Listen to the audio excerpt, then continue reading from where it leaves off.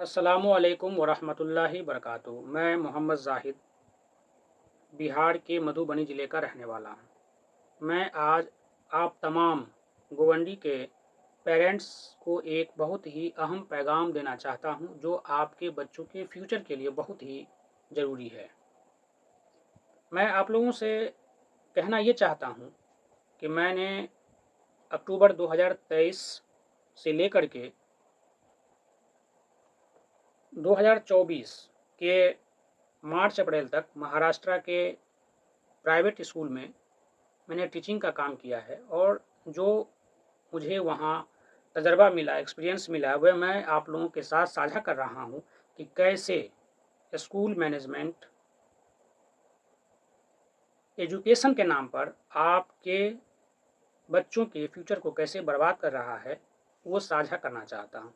ना मुझे कोई स्कूल वालों से दिक्कत है, ना मैं किसी स्कूल की रेपुटेशन को ख़राब करना चाहता हूँ, और मैं ख़राब करने वाला कौन होता हूँ और मुझे कहने से क्या बिगड़ जाएगा। लेकिन आपको पेरेंट्स होने के नाते ये बातें सुननी चाहिए कि आखिर आपके बच्चे जिस स्कूल में पढ़ रहे हैं उस स्कूल में हो क्या रहा है।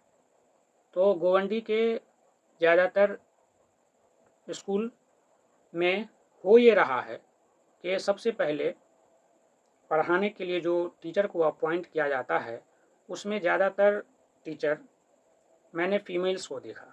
मुझे फीमेल टीचर का होना, इससे मुझे कोई परेशानी नहीं है, लेकिन फीमेल टीचर उस लायक है नहीं, और उसे आप टीचिंग के लिए रखे हुए हैं जो उस लायक है भी नहीं। वो नोट्स लेकर के आती है, बोर्ड पर लिख दी, खुद उनको जानकारी है नहीं, मार्केट में मिल रहा है, स्कूल वाले खुद देते हैं। स्कूल वाले ऐसे ऐसे टीचरों को रखे हुए हैं, खुद नोट्स प्रोवाइड करके कि किसी तरह आपको सिलेबस पे फोकस करना है, बच्चा सीखे ना सीखे उससे कोई मतलब नहीं है। इंग्लिश स्कूल ये लोग चला रहे हैं, और बच्चों को इंग्लिश रीडिंग तक नहीं आती है। मेरी ये गारंटी है कि आप जाकर के 6, 7, 8, 9, 10 तक के बच्चों को आप उनसे रीडिंग करवाएं, 70 से 80% बच्चे रीडिंग नहीं कर पा रहे हैं। ये सबसे बड़ा प्रॉब्लम है। और जहाँ तक मेरा अपना एक्सपीरियंस है, जो ये कह रहा है कि ये लोग फीमेल टीचर को क्यों ज़्यादातर रखते हैं, उनकी एक वजह है। क्योंकि देखिए, जेंट्स टीचर रहेगा तो वो डिमांड करेगा कि कम से कम हमें 12,000, 15,000, 20,000 रुपये सैलरी चाहिए। और फीमेल टीचर को ये लोग क्या करते हैं कि 3,000, 3,500, 4,000 हाईएस्ट दोनों शिफ्ट में काम करवाए, तब जा करके जो है ना 6,000, 5,000 रुपया ये लोग देते हैं। और फीमेल को थोड़ा डराए धमका कर भी, उस पर जो है ना अपना रौब दिखाकर भी उसको कंट्रोल किया जा सकता है। लेकिन जेंट्स टीचर को तो ये लोग ऐसा कर नहीं पाएंगे, वो उसके दबाव में नहीं आएंगे, उसके बहकावे में नहीं आएंगे, उससे डरेंगे नहीं। इसलिए ज़्यादातर ये लोग अपने स्कूलों में फीमेल टीचर को तरजीह देते हैं, जेंट्स टीचर को कम तरजीह देते हैं, और ऐसे फीमेल टीचर को रखते हैं जो उस लायक है भी नहीं, जो टीचिंग के लायक है भी नहीं, और उसको टीचिंग के काम में लगा देते हैं। जिसका असर बच्चों पे ये पड़ रहा है कि आपके बच्चों के फ्यूचर के साथ, उनके मुस्तकबिल के साथ एक जो है ना बहुत ही बुरा खेल रचा जा रहा है।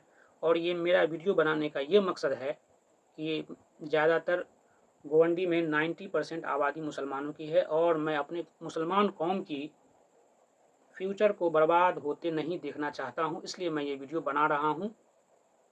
बस मेरा मकसद, ये नीयत इतना साफ़ है कि मैंने वहाँ के स्कूलों में अपने कौम के बच्चों के फ्यूचर के साथ जो खिलवाड़ हो रहा है, और ज़्यादातर पेरेंट्स काम करने वाले हैं, उतना पढ़े लिखे हैं नहीं, तो वो अपने जानते भी नहीं हैं कि क्या होता है। स्कूल वाले जो कहते हैं वो करते हैं, और ना कभी कॉपी देखना बच्चों का, ना बुक देखना, नोट्स बुक क्या है, पढ़ना कभी आता है कि नहीं। क्योंकि अधिकतर लोग काम से अपने खुद परेशान है, कमाने के लिए ज़्यादातर परेशानी है, कम जगह है, बहुत सारी दिक्कतें हैं, ये सब है, जिसकी वजह से पेरेंट्स बेचारा कितना ध्यान दे। और हर बात में स्कूल वाले पेरेंट्स को बुला बुला कर जो है ना उसी को उल्टा सीधा पढ़ाते हैं। और जो कम पढ़े लिखे लोग हैं, पेरेंट्स या अनपढ़ हैं, तो वो भी समझ जाते हैं उनकी बातों को। तो ये सब बहुत बड़ी कमी है। और जब मैंने बेसिक पढ़ाना शुरू किया बच्चों को, तो मुझे मैनेजमेंट ने कहा कि आप बेसिक पे फोकस मत कीजिए, बस आपको सिलेबस पे फोकस करना है। भाई, थर्ड क्लास में, फोर्थ क्लास में उसका सिलेबस ही क्या होता है। उसको उसका जो थर्ड, फिफ्थ, सिक्स तक बच्चों को पहले बेसिक बताया जाता है। उसका जो है ना, अगर बेसिक में कमी है, रीडिंग में, बुक रीडिंग करने में, राइटिंग में अगर वो डिक्टेशन नहीं लिख पा रहा है तो ये सब मैं करवा रहा, तो ये सब बंद करवा करके ये सब जो है ना कि आपको सिर्फ सिलेबस पे फोकस करना है, चाहे बच्चा समझे नहीं समझे आपको काम करना है।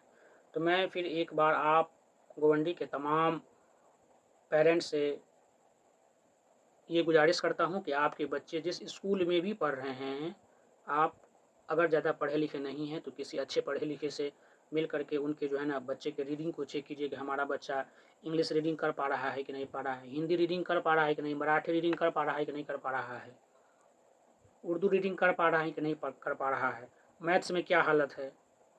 तो ये सब आप बच्चे से चेक करवाइए। नहीं करवाता है तो आप स्कूल में कंप्लेन कीजिए, और अगर स्कूल वाले नहीं सुनते हैं तो आप अपने बच्चे को निकालिए उस स्कूल से।